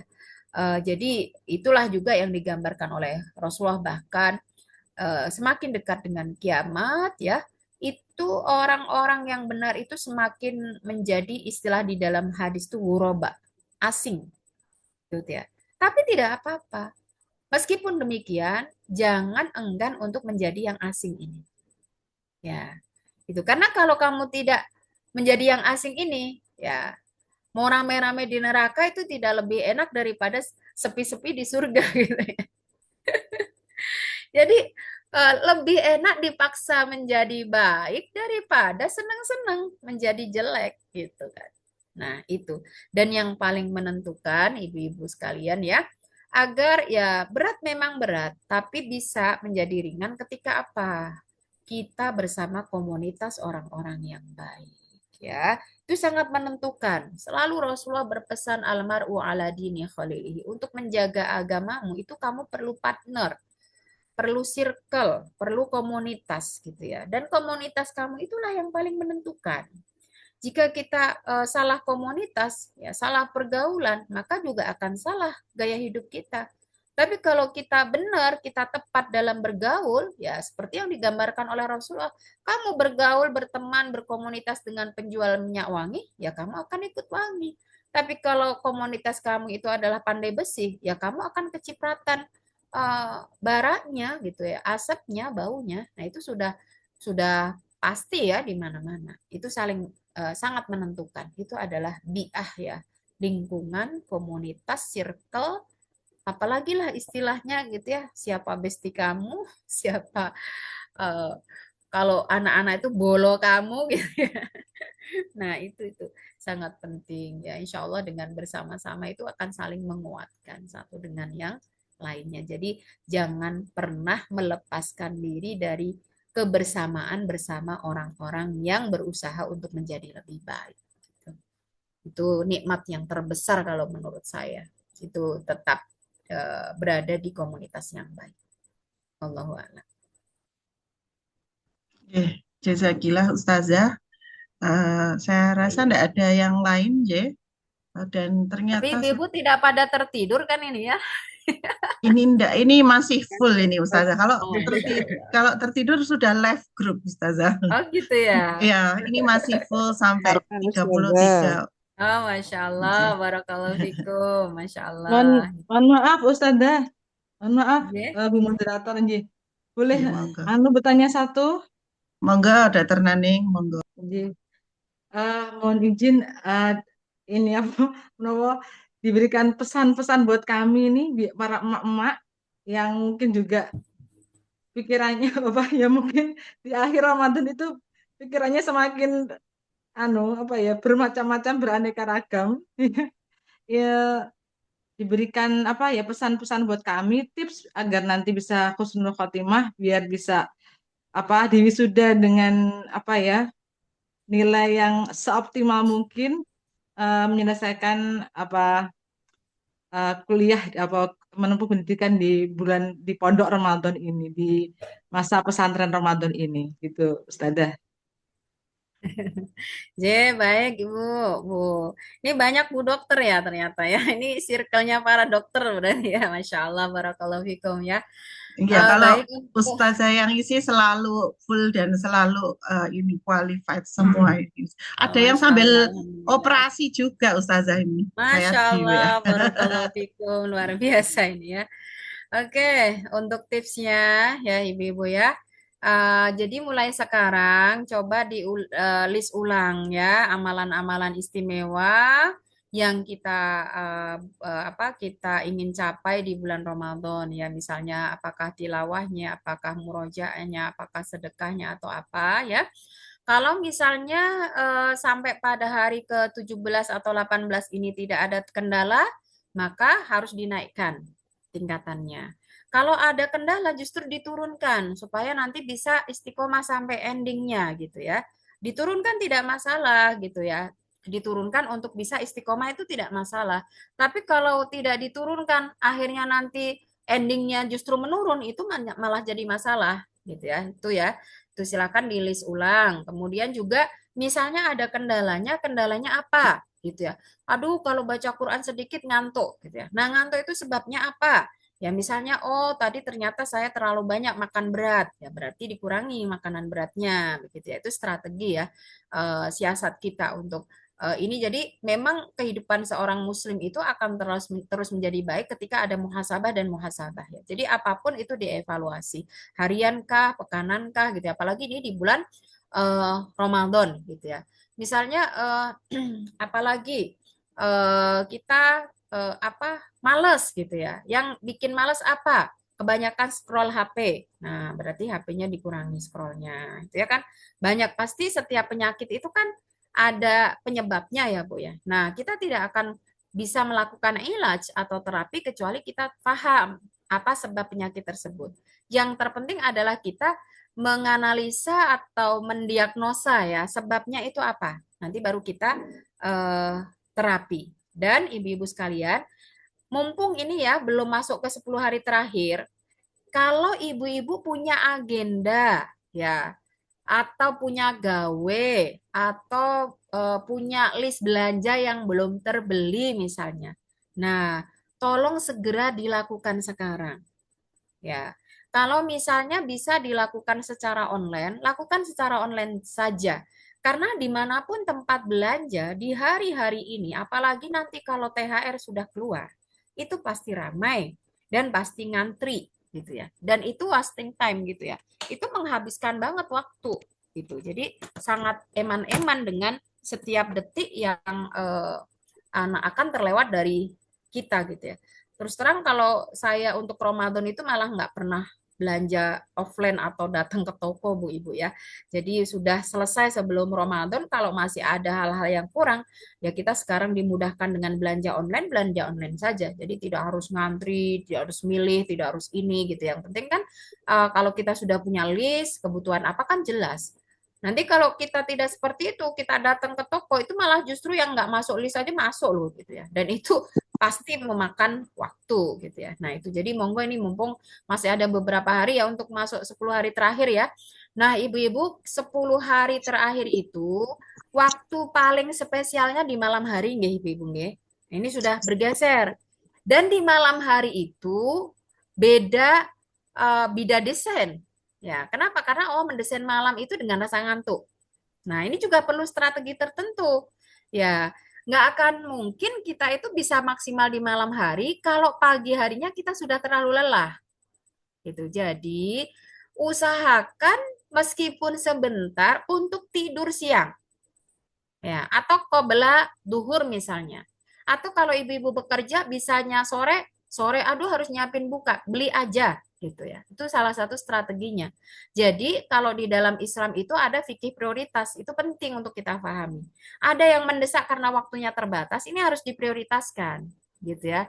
Ya beli budgetnya agak naik dikit nggak masalah, tapi yang kita dapatkan lebih berharga dari pahala itu ya. Jadi di 10 hari terakhir itu ibu-ibu dari sejak maghrib sampai subuh itu setiap menitnya berharga. Ya, karena disitulah ada satu malam yang lebih baik dari 1000 bulan. Yang kalau kita semalam itu beribadah, itu lebih dari 83 tahun atau seumur hidup kita loh. Itu berharga banget. Jadi sangat rugi kalau kita nggak pakai strategi di sini. Ya, jangan sampai kita kehilangan momen ibadah 83 tahun atau seumur hidup kita hanya dalam satu malam itu hanya karena ya packing-packing, belanja-belanja, scroll promo-promo dan sebagainya. Ya Allah, ini sangat rugi sekali. Jangan sampai gitu ya. Nah, lakukan itu sedikit-sedikit di siang hari ya. Karena kan kita masalahnya tidak tahu di malam yang keberapa gitu. Apalagi ini puasanya berbeda. Di ini ganjil, ini genap, ini ganjil. Jadi setiap hari bisa jadi genap, bisa setiap malam bisa jadi ganjil gitu kan. Masalahnya di situ ini lebih lebih challenge lagi gitu kan. Nah, padahal Allah hanya memilih satu malam saja. Dan apalagi kita tahu malam itu adalah malam meriset kembali takdir kita loh. Karena takdir itu ditentukan setiap tahunnya saat Lailatul Qadar. Jadi sangat rugi kalau kita nggak dapat. Sebenarnya kita semua dapat karena Lailatul Qadar itu dimulai dari maghrib. Hanya saja berapa persen yang kita dapat. Gitu. Ya. Berapa khusyuknya kita, berapa fokusnya kita. Maka Rasulullah sendiri kan mengajarkan begitu masuk 10 hari terakhir itu syadda mi'zarahu, mengencangkan ikat pinggangnya. Itu selevel Rasulullah. Gitu. Artinya hal-hal yang terkait dengan urusan duniawi, beliau tinggalkan ketika sudah masuk 10 hari terakhir. Jadi monggo ibu-ibu yang masih punya hajat untuk berikutnya segera selesaikan ya. Segera mungkin. Jangan sampai mengganggu 10 hari, 10 malam, apalagi 10 malam terakhir kita. Itu saja sih. Gitu ya, supaya kita berending dengan baik. Dan ingat tadi sabda Rasulullah ya, innamal a'malu bil khawatim. Sukses tidaknya amalan kamu ditentukan pada penutupannya. Gitu ya. Tidak pada pembukaannya, tapi di penutupannya. Biasanya yang dihafal innamal a'malu binniyat ya, padahal ada hadis lain juga innamal a'malu bil khawatim ya.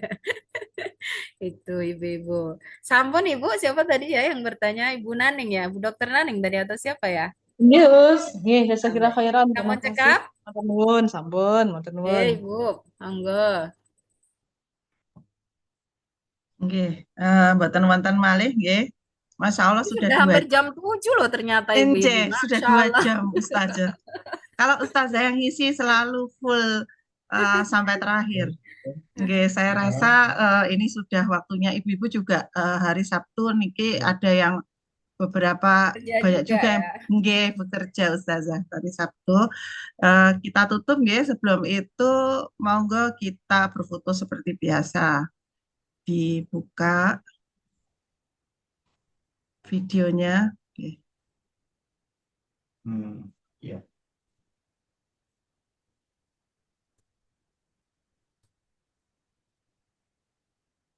Nggih. Bukan itu kan di letter toh. Sampun nggih.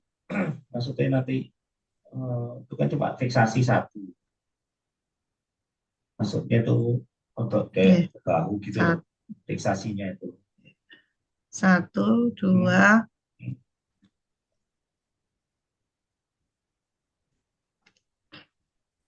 Oh, ini masih menunggu ada beberapa yang mau membuka video lagi. Ya. 1, 2. Ya, Mbak. Nggih, sampun. Nggih, matur nuwun Ustazah dan ibu-ibu sekalian. Saya tutup sampai berjumpa lagi di Sabila berikutnya nggih, untuk bulan depan Sabila offline sekaligus halal bihalal Salimah Tulungagung. Saya tutup dengan hamdalah, istighfar dan doa kafaratul majelis. Alhamdulillahirabbil astagfirullahaladzim, astagfirullahaladzim, astagfirullahaladzim. Subhanakallahumma wa bihamdika asyhadu an la ilaha illa anta astaghfiruka wa atubu ilaik. Assalamualaikum warahmatullahi wabarakatuh. Waalaikumsalam warahmatullahi wabarakatuh. Terima kasih Ustazah, semoga sehat selalu. Jazakallah khair Ustazah. Barakallah. Melanjutkan. Fansnya banyak Ustazah. Alhamdulillah, Nggih. barakallahu fikum untuk semuanya. Nggih, monggo Mohon izin, Us. nggih. Nggih.